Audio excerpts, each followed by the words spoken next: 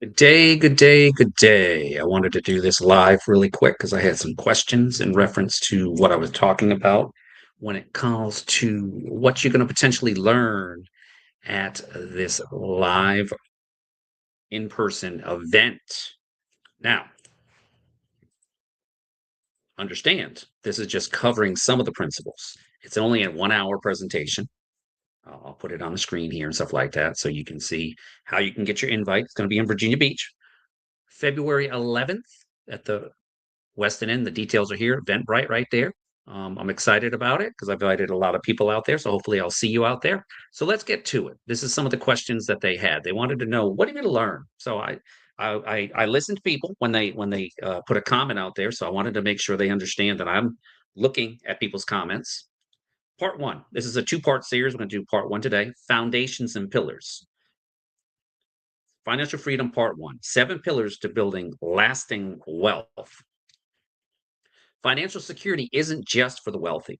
In part one of this live series, I'll walk you through the foundations and 7 core pillars of financial freedom so you can start building lasting wealth, even if you're starting from scratch in debt or feel behind. In this section, we'll cover the mindset foundation, why financial freedom starts in your thinking, income, the 3 pillars of building wealth and financial security.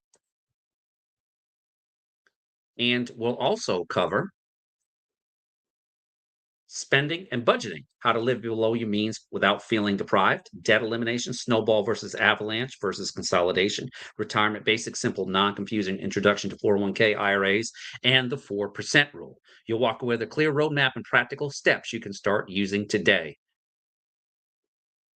So, welcome. My name's Howard Martell, and I wanted to welcome you to this series, The Financial Freedom, the complete guide to building lasting wealth. Have you ever thought, I make money, but I never seem to stick?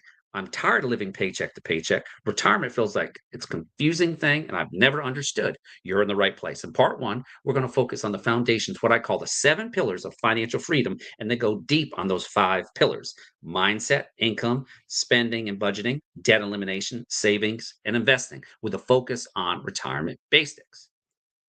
Drop in the chat where you're watching from, and on a scale from 1 to 10, how confident do you feel you're about your finances right now? In our pillar number one, mindset and foundation, stewardship mindset. You're managing money, not owned by it. Your why for financial freedom, family security, less stress, the ability to give and serve more, not only to your family, but in your greater community. One of the biggest difference between people who stay stuck and people who grow is the belief that change is possible and that they can learn this. And our pillar number two, income, the 3 pillars of building wealth and financial security.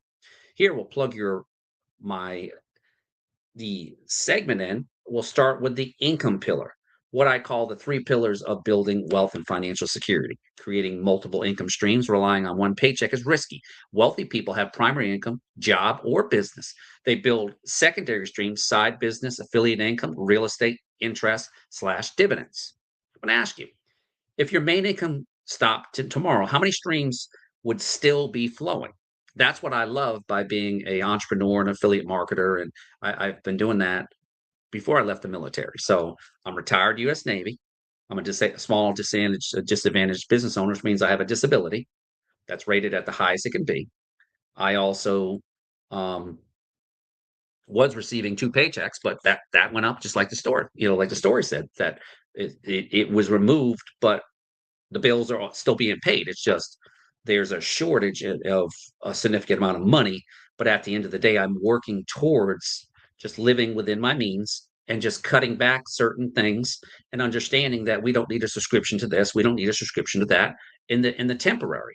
And one of the means that I cut back on is definitely on my subscriptions and stuff, because I didn't need to have all this stuff.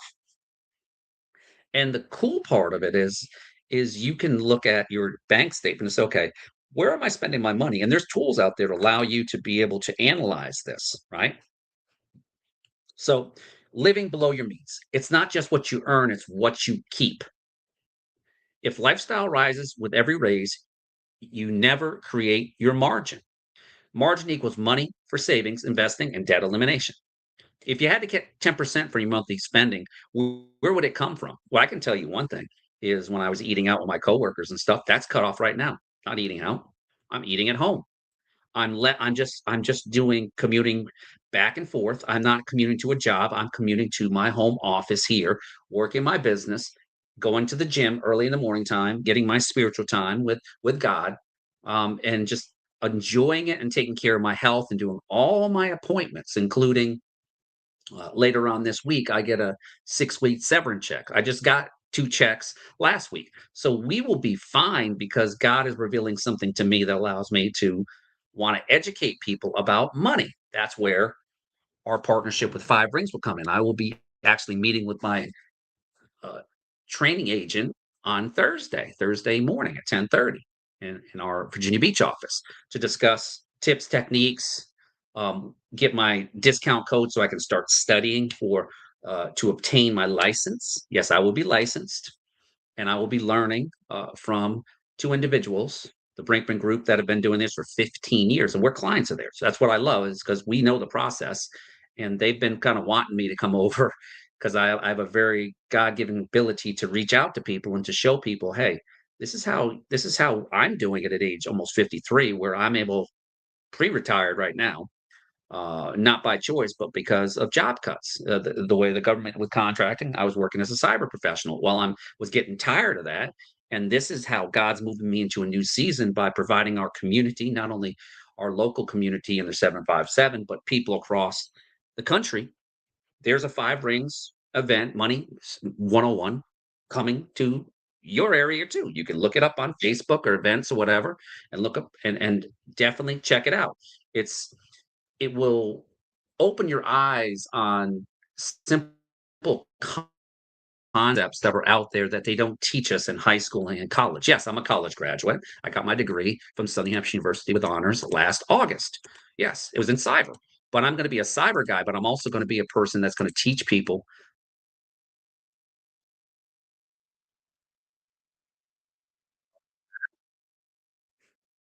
I hit a wrong button. It's too funny that sometimes that happens. All right, so we're going to continue on. Let me digress. So if you cut 10% of your monthly spending, where would it come from? I've done that. Subscriptions. We don't need all these subscriptions to these streaming services, no, especially with the ability of our current administration in Virginia to tax those, right? So you look at it like, okay, I don't need all these channels. So I'm going to cut back on that, all right? Cut back on going to the movies. Eating out, we didn't do it that much anyway. So it's just about living within your means. And that is hard in our culture because we want. So anytime you get a pay raise like I did, oh, and by the way, I had a substantial amount of money that was in my 401k. So I'm gonna schedule an appointment. I'm gonna do the same thing that me and my wife did with her money that we had accumulated all the way out from Hawaii. We're gonna transition that into a very secure compound interest indexed account for and lock it in for like 10 years or whatever. Just see how it is by the time we're ready to retire. But see, I'm retired from that first career, but I still have it as a backup. But I also have other streams of income coming in. I'm working on money for my wife to take care of me, called primary caregiver program for veterans out there. It's out there. We're on step 5 of 9. We have to wait 5 weeks to go to the next session, which is they'll call us up and give us the details, which is my wife has to go through the training. Then they come out to assess the house for any needs if they need to. Then 8, they will send a determination letter, and 9 will be the official decision letter. So they're behind because of cutbacks, and they had a lot of people that retired, so they apologize. Usually the process takes 90 days. We will go past that 90 days, but guess what? Doesn't matter because that is money that potentially could help offset that. And then I also applied for some other benefits too that are available to veterans and also those who have a specific disability. Just to give you a little tip, automating your financial life, automatic transfers to savings, to investment accounts, to debt payments. What I call that is, if you're a believer in Christ, it is called spiritual deposits. When you are spiritually depositing money, you're putting your tithes in. You need to also pay yourself every paycheck, right? You need to put a certain amount of money away outside of your 401ks, your thrift savings plan too. You need to be able to be well diversified. What Howard personally does is, the last 5 years, I invested in precious metals. I invested in silver. That investment has been blessed by God and multiplied to about a 200% clip. And that's in a year in the new year. It was up 60% at one time. Right now, when I go check, I'm going to check what the price of silver is right now. Um, this is outside of my investments I already have. It's at 83.97, and gold is almost back to $5,000. See, it's correcting itself right now.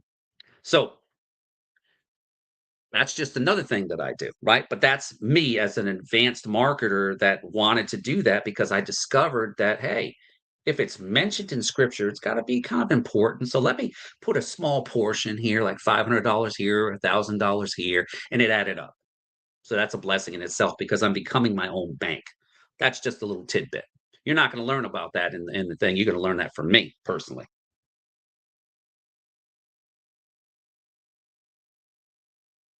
And automation removes emotion, procrastination, and I'll do it next month. Remember, our dollar is not worth as much as it is, but what if you could use a tax vehicle that is there to help you earn compound interest and a specific interest rate, and it's safe and it's been around for 200 years? They'll talk about that too. We'll cover that. One of the biggest secrets of wealthy people, they set up systems so good decisions happen automatically. And we'll revisit automation again in Pillar 7 in Part 2. And Pillar 3, spending and budgeting. This is short focused. Track income and your expenses, differentiate needs versus wants, give every dollar a job, budgeting. Like in Dave Ramsey's series, he talks about having an envelope for everything. Now, you could do that if you wanted to, but you're going to go through a lot of envelopes, right? So you have means to automate it through your bank and stuff like that. And there's different programs out there that can help you. You can use if you wanted to, really. You could use artificial intelligence, Gemini or whatever, and put your numbers in there, and it'll come up with a beautiful spreadsheet. Or there's so many great tools that are out here using technology. I believe in using technology in a good, ethical way. I use it for my business. I use it for my social media. I use it to help create great content. Now, wealth often leaks out in little unknown expenses, subscriptions, impulse buys, upgrades you don't really need, right? Also, there's things that people come knocking at the door, always looking for your money, right? Oh, we got this thing where we can remove the bugs. Stay away from that stuff, especially if you know that this is a tight economy and based on jobs, there's a lot of job losses. We had 36 bodies that are now out of work as of last Thursday. Now, as I said, I was a contractor, so I could have got fired anytime, but we did an incredible job that we were shocked when this happened. But I wasn't shocked. I'm like, okay, God, I understand what you're trying to do. You're trying to change the seasons, just like we are studying at Refresh Church, where we're studying the Hebrew calendar. And it's incredible because it allows me to get closer to the Father and understand His true purpose is for me to educate people about how to be better stewards of your manna, money, shekel, whatever it is. So what's one expense you know you could cut or reduce this month? If you have that, just put that in the chat or just keep it privately to yourself. Write it down. Pillar 5, debt elimination strategies. I'm going to plug this in from our original segment here. Pillar 4 is a debt elimination. This is often the biggest challenge. The debt snowball, smallest to largest balance, quick wins, strong motivation. Okay. Your debt avalanche, highest interest first, save money, most money long term. Debt consolidation, combine high interest debts into one interest loan.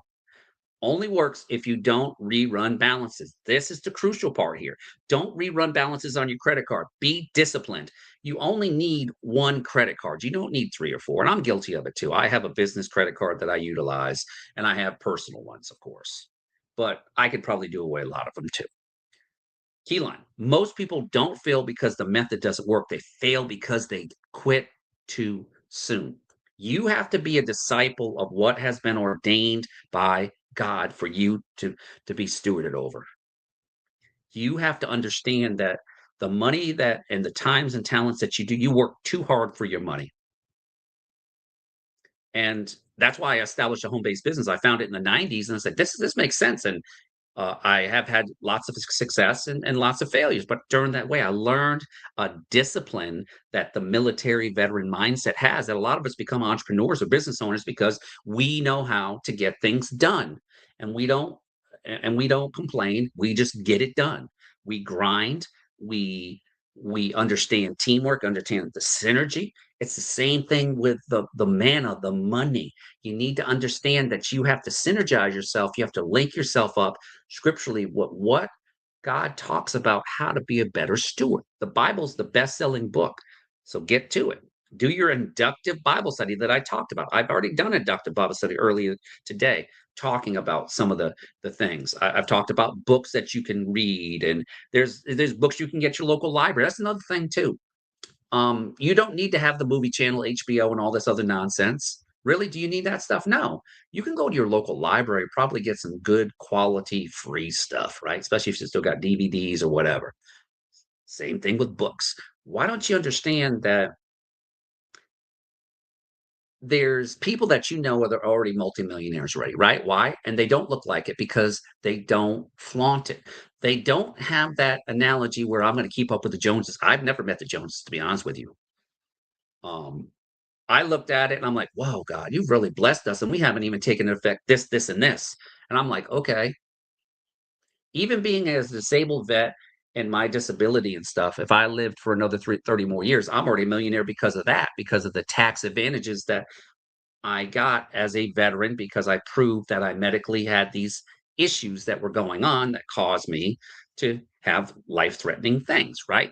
But the only person that can take me away is Christ, right? So I don't allow that to stop me from my drive and my persistence, and also teaching people about the benefits of being a good financial steward. So here's I'm going to ask you, which method sounds more like you? The snowball, quick wins, or avalanche, interest savings? And our pillar five, saving, investment, retirement basics. We're going to integrate this. Now, pillar five is saving and investing. Tonight, we'll focus on retirement basics. In part two, we'll dig deeper into growth tools. Now, we're going to talk about some of your basic accounts that your employers will have. You have your 401k, your employer sponsored, often with a match, free money. I had that with profit sharing. So I saved up a substantial amount of income, and I don't want it to sit there.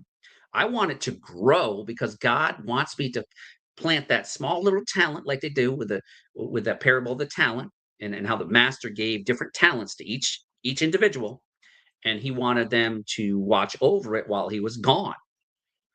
So it's the same concept. Traditional IRA, tax deductible now, tax later. We don't know what the tax code is going to be. Roth IRA slash Roth 401k. It's tax now, tax free withdrawal later if rules are met. Now, you got to look at your plan.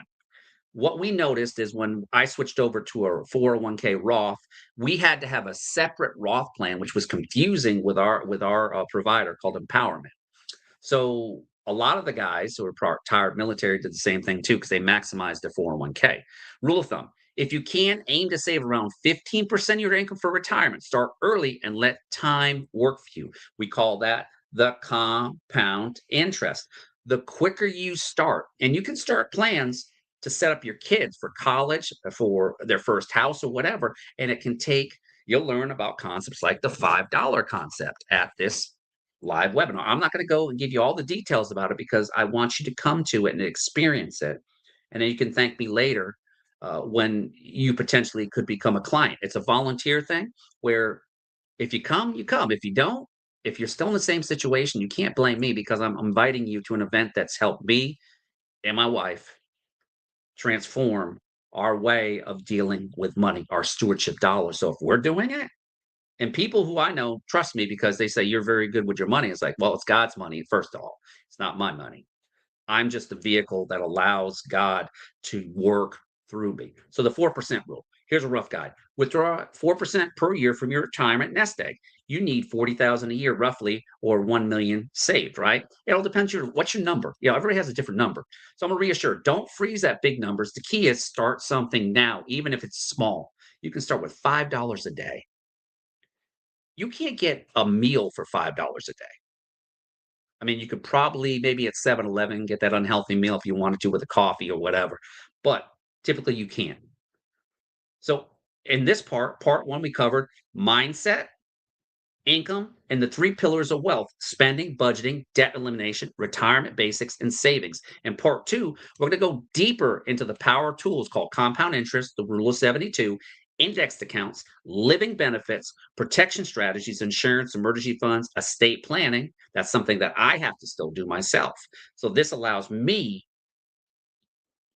to talk to a lawyer and to say, okay, if I have this, this, and this, what type of plan do I need? And in pillar 7, system and review. If this has helped you so far, hit like, make sure you're subscribed, and stay tuned for part 2. Part 2 will be recorded tomorrow. So I wanted to keep this very, very light, but I also wanted to answer questions if anybody had any questions, especially in the United States. With that being said, take care. God bless. And this will be going out to Facebook right now. Take care.